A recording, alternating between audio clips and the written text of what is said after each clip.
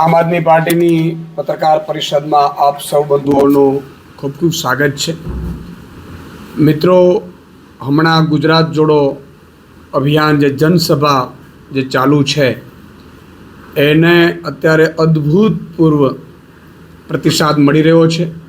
આ એક જન આંદોલન છે, એક ક્રાંતિની શરૂઆત છે અને છેલ્લા 6 દિવસમાં 150 જેટલી આખા ગુજરાતમાં મોટી સભાઓ થઈ છે અને આ સભાઓમાં લગભગ 1 લાખથી વધુ લોકો ગ્રાઉન્ડ ઉપર ઉતરીને આ જન આંદોલનનો જન ક્રાંતિનો એક ભાગ બન્યા છે. અને આ સભાઓ આગામી 2 મહિનામાં 2000 જેટલી સભાઓએ પહોંચવાનું છે. મિત્રો, આ છેલ્લા 6 દિવસની વાત કરું તો ગ્રાઉન્ડ ઉપર 150 સભાઓમાં ભાજપ, કોંગ્રેસ, સામાજિક આગેવાનો, વેપારીઓ મળીને 5000થી વધુ લોકોએ, આગેવાનોએ આમ આદમી પાર્ટીનો દામન થામ્યું છે. એક નવી રાજનીતિની જે શરૂઆત થઈ છે એને અપનાવી છે. ફક્ત ગયા 1 મહિનામાં આમ આદમી પાર્ટી જે મિસ કોલ નંબર જાહેર કર્યા હતા એમાં 1 મહિનામાં 5 લાખ લોકો મિસ કોલ કરીને આમ આદમી પાર્ટીમાં જોડાયા છે અને ગુજરાતના તમામ ખૂણે ખૂણેથી જોડાયા છે. અને આ પણ રોજે રોજ 10થી 15000 લોકો આજે પણ મિસ કોલ મારી અને આમ આદમી પાર્ટીમાં જોડાઈ રહ્યા છે. એનો મને અને આખી આમ આદમી પાર્ટીમાં એક અનેરો ઉર્જા પણ આપે છે અને અમને આનંદ પણ છે. અને જે લોકો જોડાઈ રહ્યા છે ગ્રાઉન્ડ ઉપર અને મિસ કોલથી, એ દરેક બૂથથી છે, દરેક તાલુકા જિલ્લાથી છે, દરેક શહેરમાંથી ને શહેરના વોર્ડમાંથી છે.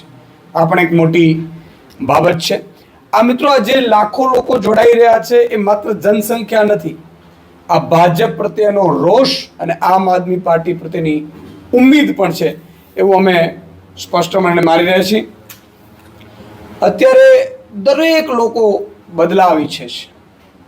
આમ આદમી પાર્ટી નવા લોકોને નવી તકો પણ આપી રહી છે. અત્યારે લોકો ખૂબ જ ઉમ્મીદ સાથે આમ આદમી પાર્ટીમાં જોડાઈ રહ્યા છે, તો આશા કરી રહ્યા છે. ત્યારે આજે ફરીથી એક અભિયાનની અમે આજે લોન્ચિંગ કરીશું.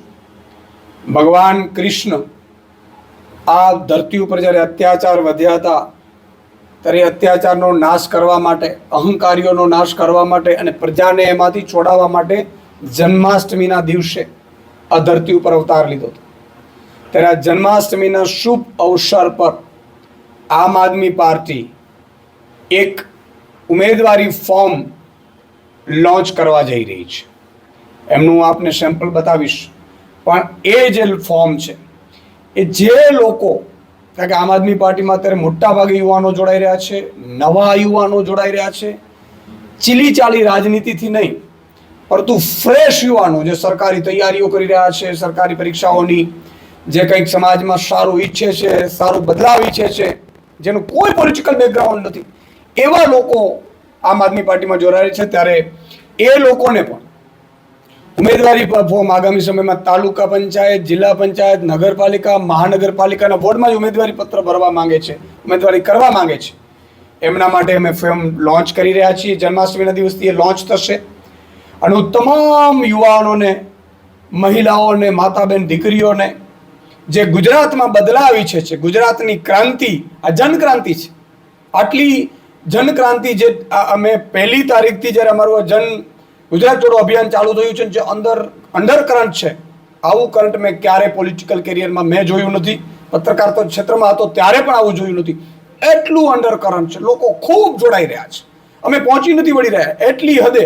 રાત્રે 12-1 વાગ્યા સુધી, 2 વાગ્યા સુધી લોકો જોડાવા માટે આવતા હોય છે, મળવા માટે આવતા હોય છે, પછી જોઈનિંગનો પ્લાનિંગ કરી રહ્યા છે.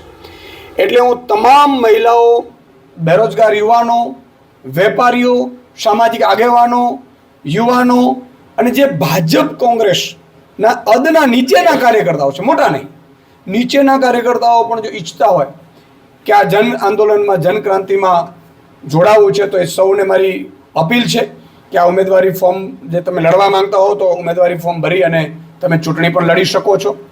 મિત્રો, એક બીજી વસ્તુ પણ મેં જોઈ. અત્યારે ગ્રાઉન્ડ ઉપર અમે જ્યારે જનસભાઓ કરી રહ્યા છીએ ત્યારે નાના મેં કીધું ને 5,000 લોકો આમ આદમી પાર્ટીમાં ભાજપ અને કોંગ્રેસના નીચેના કાર્યકર્તાઓ, વોર્ડના, તાલુકાના, જિલ્લાના અથવા તો નવયુવાનો એ જોડાઈ રહ્યા છે. એનો અર્થ મોટામાં અમને પણ રસ નથી, કારણ કે એ લોકોને સ્વાભાવિક છે કે ક્યાંક કૌભાંડોમાં દબાયેલા હોય, ક્યાંય કોઈ બ્રિજના કોન્ટ્રાક્ટરો હોય, કોઈ લાભાર્થીઓ હોય, એ લોકો આવીને પણ ટકશે નહીં અથવા તો એ આમ આદમી પાર્ટીની વિચારધારા સાથે સેટ નહીં થઈ શકે. પણ અમે જે નવયુવાનોને તક આપવા માંગીએ છીએ એ તકમાં બધાને મારી વિનંતી છે કે આ જે ફોર્મ છે એ ફોર્મ અમે લોન્ચ કરવાના છીએ. એ જે લોન્ચ છે આખું ફોર્મ જ છે, એ તમને પછી આપવામાં આવશે. આ ફોર્મ છે તાલુકા પંચાયત, જિલ્લા પંચાયત, નગરપાલિકા અને વોર્ડ, મહાનગરપાલિકામાં ચૂંટણી જે લડવા માંગતા હોય એ તમામ લોકો આ ઉમેદવારી ફોર્મ ભરે. જન્માષ્ટમી પછી આ ઉમેદવારી ફોર્મ છે સોશિયલ મીડિયાથી અને અમારા તાલુકા જિલ્લા કક્ષાએથી, જિલ્લાની ટીમોથી ઉપલબ્ધ થશે. મિત્રો, અહીંયા આમ આદમી પાર્ટી એક બીજું પણ ક્લેરિટી કરવા માંગે છે કે અમે અત્યાર સુધી પરિવારવાદ, જાતિવાદ, જ્ઞાતિવાદ, ધર્મવાદ આ બધાથી ચૂંટણીઓ લડાય છે અને જીતાય છે અને ચીલાચાલુ પદ્ધતિથી ચૂંટણીઓ લડે છે. આમ આદમી પાર્ટી નવા લોકોને, ફ્રેશ લોકોને, સારા લોકોને, ગુજરાતમાં ક્રાંતિ ઈચ્છે છે, બદલાવ ઈચ્છે છે, એવા નવયુવાનોને તક આપવા માંગે છે જે જ્ઞાતિ જાતિથી પર રહીને શિક્ષણની રાજનીતિ, કામની રાજનીતિ, આરોગ્યની રાજનીતિ, ભ્રષ્ટાચાર મુક્તની રાજનીતિ, એ રાજનીતિમાં જે કામ કરવા માંગતા હોય એ લોકો જોડાય અને એ લોકો ફોર્મ ભરી શકે છે. આ ફોર્મ છે એ 4-5 પેજનો છે, પણ આ એક નમૂનો છે. પણ એમને એક વાત એ છે કે એમને કામ કરવું પડશે.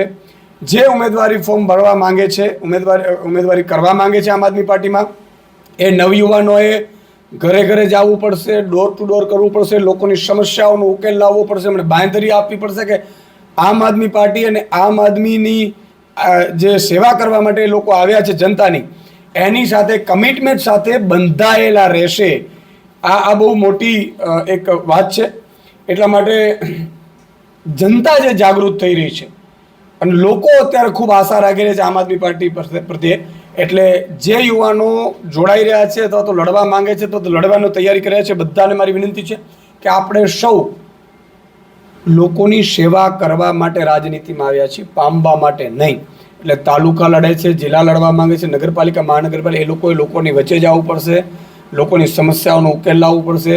ચૂંટણી પહેલાં પણ અને જીત્યા બાદ પણ સતત એમણે લોકોની વચ્ચે રહી અને લોકોનું જે કામ છે એ કરવા પડશે.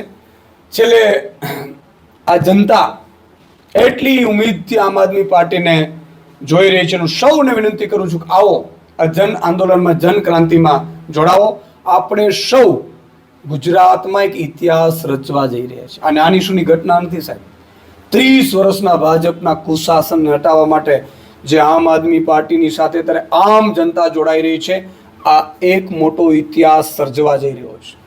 તમે આગામી સ્થાનિક સ્વરાજ્યની ચૂંટણીમાં પણ પરિણામમાં જોશો અને 2027માં હજારો કરોડોની પાર્ટી, ભ્રષ્ટાચારીઓની પાર્ટી, ગૌચર ખાનારાઓની પાર્ટી, અહંકારીઓની પાર્ટીનું ધૂસ કાઢવા માટે જ્યારે જન આંદોલન થઈ રહ્યું છે ત્યારે એક નવી ક્રાંતિની શરૂઆત થઈ રહી છે ને સરકાર બનતાની સાથે ગુજરાતની જનતા આ ઇતિહાસ રચશે એવો મને પૂરો વિશ્વાસ છે.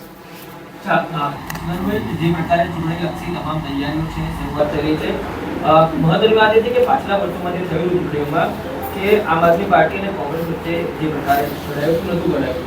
જે જિલ્લા પંચાયત, તાલુકા પંચાયત અને કોર્પોરેશનની વાત છે તેમાં કોઈ મંત્રણા, વિચાર કે કોઈ કાર્યક્રમ શરૂઆત કરવામાં આવ્યું? આમ આદમી પાર્ટીનો લક્ષ્ય છે પ્રજાની સેવા કરવાનું. આમ આદમી પાર્ટીનો લક્ષ્ય છે ગુજરાતની ને ભારતની જનતાનો વિકાસ કરી અને ગુજરાતને, ભારતને વિશ્વમાં નંબર 1 બનાવવાનું.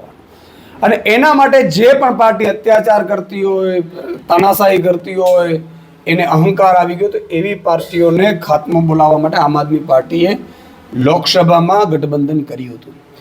પણ જે રીતે કોંગ્રેસ છે એ ભાજપના કમલમથી ચાલી રહી છે ને કમલમ વાળા કે એટલે ઉમેદવારો ઊભા રાખે, વિસાવદરમાં એમણે ઉમેદવાર ઊભો રાખીને આમ આદમી પાર્ટીને, ગુજરાતની જનતાને, ગુજરાતના ખેડૂતોને હરાવવાની જે કોશિશ કરી કોંગ્રેસ, અને પછી તમે જોયું હશે કે રૂપિયા લેતા કોંગ્રેસના નેતાઓ પકડાય છે, રૂપિયા વહેંચતા પકડાય છે, ભાજપના કામ કરતા પકડાય છે, ત્યારે ગુજરાતની જનતાની ઉમ્મીદ એ બહુ ક્લિયર કટ થઈ ગઈ છે. અમે ગુજરાતની જનતાની વિરુદ્ધ જઈ ન શકીએ. ગુજરાતની જનતા હવે અમને એમ કહે છે કે કોઈ કોંગ્રેસ સાથે ગઠબંધન કરવાની જરૂર નથી. કોંગ્રેસના અદના કાર્યકર્તાઓ પણ આ જે વિસાવદરમાં જે થયું અને વિસાવદરમાં જે રીતે કોંગ્રેસે ભાજપ સાથે મળીને આમ આદમીને હરાવવાની કોશિશ કરી, ત્યારથી તમામ નીચેના તાલુકા જિલ્લાના કાર્યકર્તાઓ આમ આદમીમાં જોડાઈ ચૂક્યા છે. બાકી છે એ આગામી સમયમાં જોડાશે. એટલે આગામી સ્થાનિક સ્વરાજ્યની ચૂંટણીમાં હવે આમ આદમીની ઉમ્મીદ, આમ આદમી પાર્ટી એકલા હાથે ચૂંટણી લડશે.